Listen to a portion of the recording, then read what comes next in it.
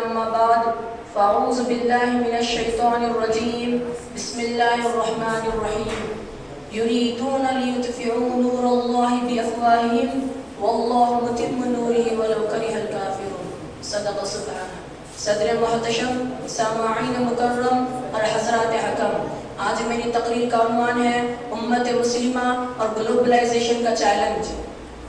ساری دنیا میں جدت پسندی کا ایک فیشن ہے، یہ بھی باطل کا ایک نیا مشن ہے۔ اس میں امت کے ایک بڑے طبقے کو ٹینشن ہے جو موجودہ دور میں اسلامی تعلیمات کے لیے ایک بڑا چیلنج فتنہ گلوبلائزیشن ہے۔ یہ مغرب کا نیا ایڈیشن ہے اور یہ امت مسلمہ کے لیے ایک خطرناک پوائزن ہے۔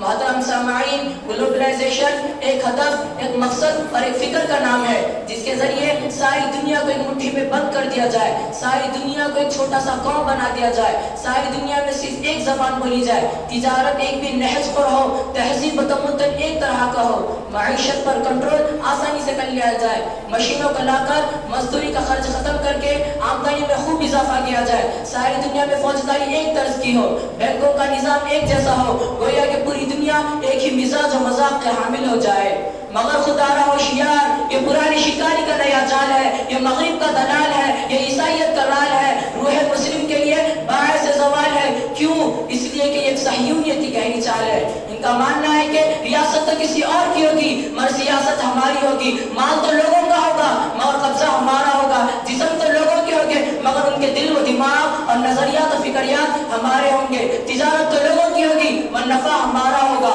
دواخانے تو لوگوں کے ہوگے مگر علاج ہمارے نظریے کے مطابق ہوگا، زبان تو لوگوں کی ہوگی مگر انداز و الفاظ ہمارے ہوں گے، ٹیلی ویژن تو لوگوں کا ہوگا مگر اس پر پروگرام ہمارے ہوں گے، موبائل اور سوشل میڈیا تو لوگوں کے ہاتھ میں ہوگا مگر اس میں فنکشنز ہمارے ہوں گے، پرنٹ میڈیا اور اخبار تو لوگوں کے ہوں گے مگر اختیارات ہمارے ہوں گے اور خبریں ہمارے منشا کے مطابق چھپیں گی۔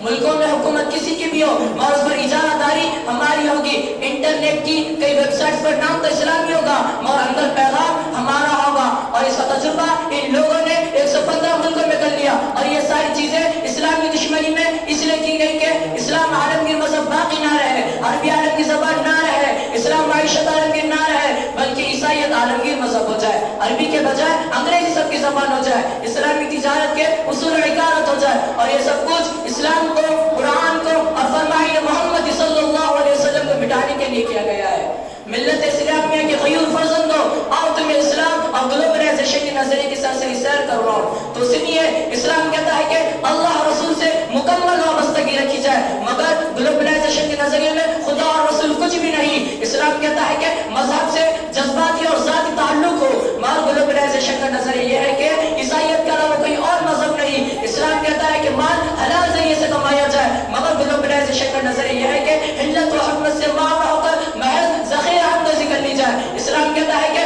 بڑوں کے ساتھ ادب اور چھوٹوں پر شفقت کی جائے، مگر گلوبلائزیشن کا نظریہ یہ ہے کہ نہ کوئی چھوٹا نہ کوئی بڑا بلکہ سب کا درجہ برابر ہونا چاہیے۔ اسلام کہتا ہے کہ غریبوں اور مزدوروں کے ساتھ حسن سلوک کیا جائے، مگر گلوبلائزیشن کا نظریہ یہ ہے کہ مزدوروں کا خاتمہ کر کے مشینوں سے کام کیا جائے۔ اسلام کہتا ہے کہ فحاشی و عریانیت جائز نہیں، مگر گلوبلائزیشن کا نظریہ ہے کہ فحاشی و عریانیت اور ہم جنس پرستی کو خوب رواج دیا جائے۔ اسلام کہتا ہے کہ کسی کی روزی کو نہ لوٹا جائے، مگر گلوبلائزیشن کا نظریہ ہے کہ ہر ملک اور ہر شہر میں اپنی ذہن کی کمپنیاں قائم کر کے ملکوں کے معاش کا دیوالیہ نکال دیا جائے۔ اسلام کہتا ہے کہ اسلامی تہذیب و ثقافت میں نجات ہے، مگر گلوبلائزیشن کا نظریہ ہے کہ اسلامی تہذیب و ثقافت کو دقیانوسیت سے تعبیر کر کے مغربی کلچر کو فروغ دیا جائے۔